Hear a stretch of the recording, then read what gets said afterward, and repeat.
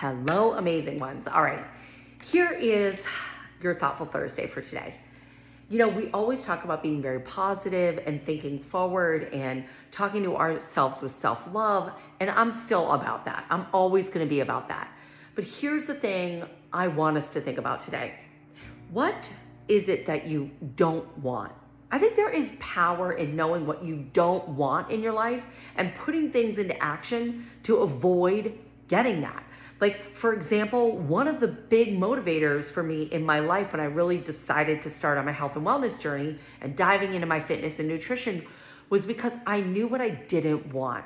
I was starting to struggle to tie my shoes because I was getting too heavy and I was having difficulty running upstairs. And it was a really powerful motivator for me to know that that was something I didn't want. I didn't want a life like that.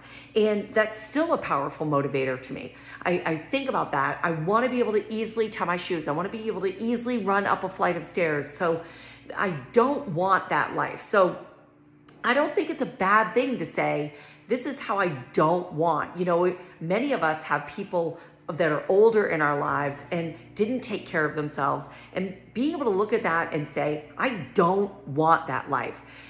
Sometimes that's a great motivator for you to make the choices that are hard that day to be motivated.